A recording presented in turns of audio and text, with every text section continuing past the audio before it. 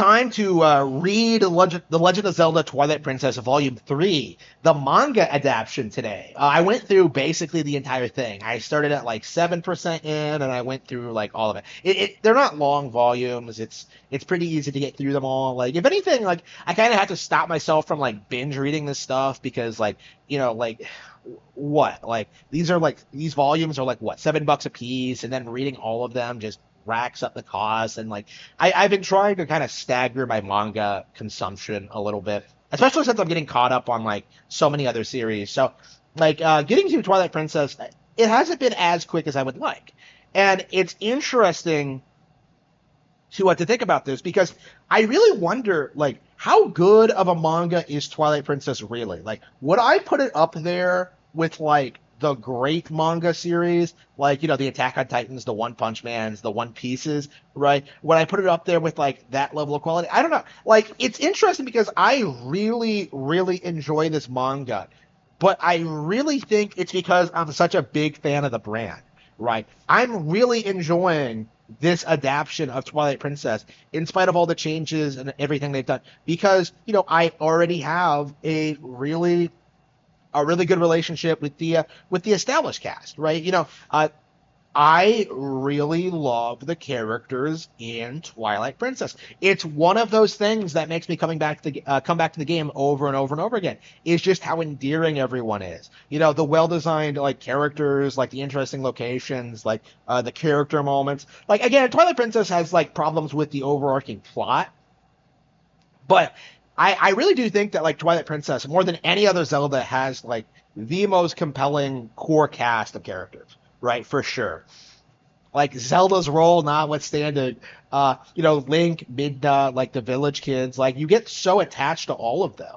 And to see them like rendered in manga form, seeing like certain sequences get adapted, like, you just end up getting excited by it. You end up getting really thrilled by just all the developments the characters take, and Link's personality, and just like the gorgeous artwork, to the point, like, again, this is a legit good manga.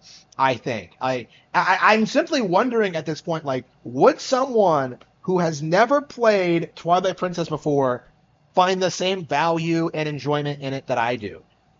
Again, that's kind of my thing. It's like, it's a good licensed product, but does it stand on its own merits? And does that like demerit it in any way, shape, or form? It's an interesting question, and one that I am probably going to be thinking about a lot as I go through this thing. But yeah, again, when it comes to like my personal opinion on this, I think this might be top 5 like Nintendo adaptations ever, right? Like, I can't think of anything else that like has really like caught my attention the way this has. The Super Mario Bros. Movie is, of course, like up there as well, and I think the Super Mario Adventures comic from the 80s is the all-time GOAT. But Twilight Princess is really interesting in this regard, where like, this is an older game. This manga took forever to produce. Like, there are all these issues, like getting it published because of like the material and just how dark it was and stuff like that. Like, they really took a lot of time in like making the manga as good as it is. And I think that was a really good decision to make. Like, it's interesting to see, like, I've been reading Zelda manga forever. Like, I have a copy of, let's see, yeah, Majora's Mask and Ocarina of Time in front of me, right? So I've read both before, right? So I've read these series before, and like, I've always had problems with them, with like the pacing and the length and like the artwork, and like the deviations from the plot are like the major thing that I had like a contention with back in the day. But like, Twilight Princess, I think, has really done a good job of like, molding those elements and really making something like really worth reading out of them. Seeing Midna like struggle with like being out in sunlight, seeing Link fight like the Bulbin King, seeing like Beth crushing on Colin. Like, again, there are like things in this manga that are just, they're very much present in the original in some capacity, but like the manga kind of emphasizes things in really cool and interesting ways. I mentioned when I last played the game that how much I really like Renata and Luda as characters, right? I think they have interesting designs, they have an interesting background, a role in the plot, a unique role in the Zelda universe. Like I like them both a lot, right? And I kind of noticed that like Renato is very, very prevalent in the plot. Like he's a very key figure in like the Kakariko stuff, and like he's looking after the kids for you. So like he's a really instrumental character. His daughter Luda is not nearly as fleshed out. And I was so disappointed by that because like she's such a nice girl and like she has a cool design and like she's such a great friend to the others, right?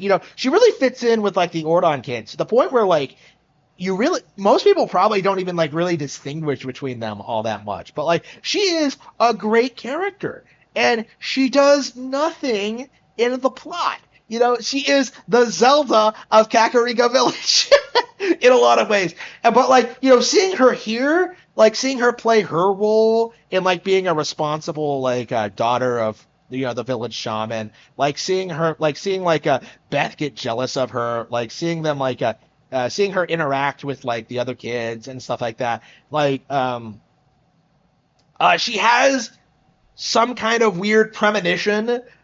Like she somehow sees Link through the Twilight, like sees his beast form. Like, wow, that's really interesting. Like that has no real canon basis at all. But like, wow, they took this nothing burger of a character that I just really like for whatever reason, and they actually did something cool, fresh, and unique with her, right? Like again, this is the kind of stuff I like seeing from these manga, right? Like from these series. I like seeing these characters. I like seeing the plot play out. I like seeing Link have personality and break down and cry and be badass and do all of his things. Like it is just remarkable to me how good this series already is. And I don't know how long it is. I think it's like 11 volumes long or something like that. It's not short. Like I think it's by far the longest Zelda manga ever. Like I mean, I've done a little bit of research. I'm trying to see like what other series are out there. Like there's some weird anomalies. Like there's a Link to the Past one that was done by a different artist, and I've never even seen the Skyward Sword one. So like I'm kind of like looking back to the history of the Zelda manga to try to rationalize how I feel about some of this. I would like to do like a full like Linkara style review of this and like kind of talk about like what works and what doesn't. Like it is really, really good. And I am really excited to see where the series goes next.